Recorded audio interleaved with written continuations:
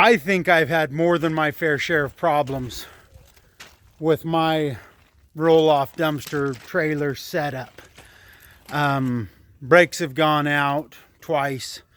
Wiring issues. The tarp from US Tarp has gone out on me. I've had issues. My most recent issue was this right here. That's the arm that the tarp is connected to. It decided that it no longer wanted to stay welded to the frame. They didn't weld that arm to the frame. They welded it onto a piece of diamond plate. And they did that on both sides. This is my Texas Pride 16-foot gooseneck trailer. And as you can see, it's busting out on both sides. So now I have to find a welder somewhere that can come out and do this. I'm probably going to end up having to drive into Springfield. But in the meantime, I want to get this thing all opened up to relieve some of the tension that's on that arm right there, that one that is already busted, so it's not pulling as bad as it has been. The nice thing, the greatest thing that I can say about Texas Pride so far has been I call up their warranty department and boom, they're on top of that crap. I talked to Jordan. I talked to, was it Robert? No, I don't remember. I don't remember the other guy's name. But right now it's Jordan who is in their warranty department. And he's like, not a problem, Devin. We'll get you taken care of. He tells me to either bring it to somebody, get an estimate, they'll get it fixed. I pay for it, then they reimburse me, and it's immediate.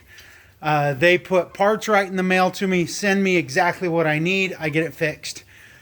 So as for their warranty department, big, huge thumbs up. Their parts guys, the warranty guys tell them, hey, this is what Devin needs. They send it right to me so I can get it fixed. So for that aspect, I'm pretty impressed with Texas Pride and their warranty / parts guys. That blows me away that they are on top of it. The fact that I keep having problems, that I keep having to use their warranty and parts guys, I hate that. I drive out here on my dirt road that is really well maintained, and apparently it's not holding up either. So what do? I don't live in the city like all these other guys that run this stuff do. I put a little bit more wear and tear on my equipment. At least that's the way I think and I feel, because I am on dirt roads. I service people that live out in the country. I don't do a lot of stuff in the city. The whole reason I got that setup right there is because I couldn't get anybody to come out to me. Partially, one of the reasons why I feel like I'm more successful than a lot of other people is because I live out in the boonies and I service people out in the boonies.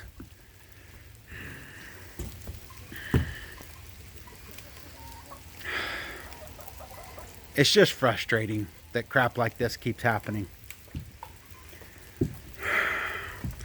So to any other guys out there that are thinking about jumping into this line of work, it's not all dollar bills in your pockets like some of these other YouTubers talk about. These are my problems, and they could be yours too. A few things about my Texas Pride trailer that I would change if I was in their quality control department. These arms right here, this arm holds up my tarping system. by US Tarp. And US Tarp, okay, I've had some issues, but I'll talk about that in a second. First things first is this arm right here doesn't get welded on top of the diamond plate. This diamond plate, I don't know if you can see it, but it's got a slight bow in it right now because this was welded to the diamond plate, and then the diamond plate is welded out here onto the frame. Well, we got this all cut out, and now this arm here is welded to the frame. Then I put a piece of C-channel and welded it up against that. Quality control for Texas Pride needs to mount this arm right here directly on the outside of this frame here. It needs to be welded there, then come up. And so all you're doing is making this bracket here just shorter by having that out here.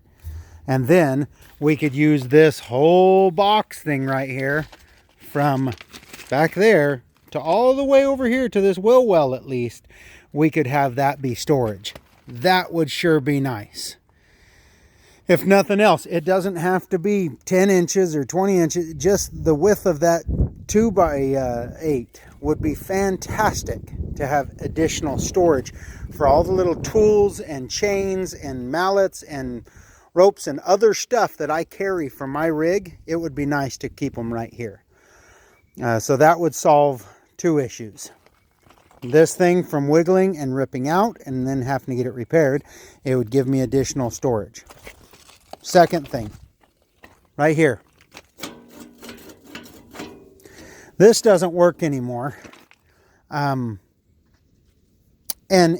my thoughts, maybe for you city folks that are only in the city and never get off on dirt roads or anything, that's not a big deal for you. But this latch gets dirt and debris in it and has now, well, I can't get to my pump. I can't get to my batteries. I can't get to anything else. Same thing with this side. I can't even open them anymore to get in there. This side right here has my winch cable to manually operate that winch. I'm grateful that I bought or got the other winch, the remote winch thing, because otherwise I'd be screwed on my jobs. Right now I've got to get a grinder. I've got to grind off my welds on here, take that thing off, put a plate in there, get it welded shut, and then figure out another way to keep this thing locked. Which, that really sucks that I have to do that. There again, so box, instead of being, what is that, maybe 30 inches, I'd sure like to see that box go all the way down to at least here. And that could happen if this post was on the outside of that. Man, that'd be nice to have that much more space. Okay? So, arms, boxes, latches. Quality control, guys. We need to figure out something for that. Next, number 4, something I've talked about before. When I got this, not a single thing was greased. Not anything on the truck, not anything on my trailer down here. Nothing had been greased on this. Okay? So, number 4, grease it before it gets sent out.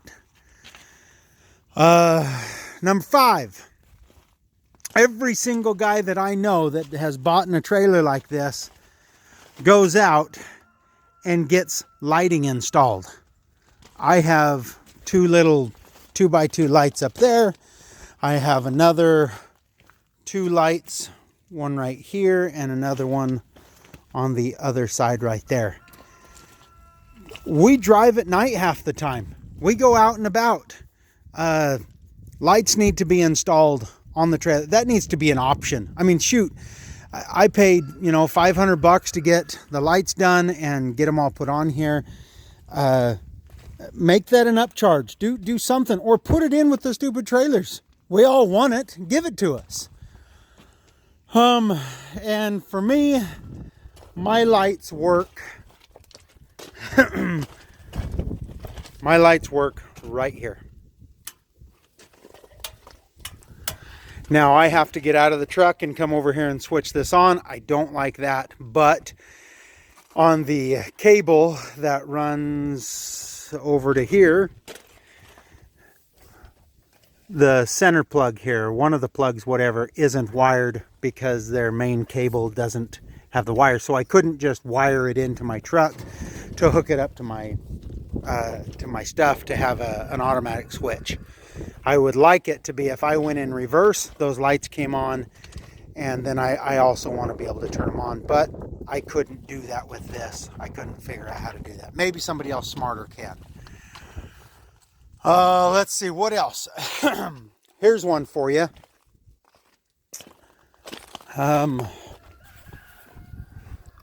All of course you can't see it right there. All of this crap. Put a rubber grommet in there so that my wires don't sit here and wiggle and wiggle and wiggle, and eventually that's going to destroy my cables. All over this thing, there are no rubber grommets. There is nothing here to protect my cables. This little thing here goes in there a whole 1.5 inches, and maybe that's supposed to protect it. But no, this thing is just going to wear through and is going to destroy my electrical wiring on here, and then I'm screwed. So rubber grommets, at least add some rubber grommets. And it's here, it's there, it's on the back side, it's up there. Do that for us. Man, that would be nice. Spend an extra couple of minutes and don't have all this wiring wired right here like this. Have it come in and go up through the tube and come back out and over there. This stuff, well, it looks like I've already lost one. So I need to go and get some more zip ties to zip tie this thing back up, because eventually I'm going to lose this and I'm going to hit something and it's going to get ripped out, and then I'm going to lose my brakes. So, not cool. That sucks. Pulling the wheelbarrow. Need help pulling a wheelbarrow. All right, I'll come and help you. Here I come. There are just some little things that if you were to alter on this thing, man, would make me and so many other guys happy. It would be nice to have, I mean, shoot, hey, let's spend, $25,000 on a trailer and be pissed off at it. Let's do that. I mean, I don't know. Maybe I'm done ranting for the day. I should be. But that's my trailer. I've had this, picked it up November, I believe. It is now the first week in March. This is me. I think it's the second. Oh, it's the 2nd of March.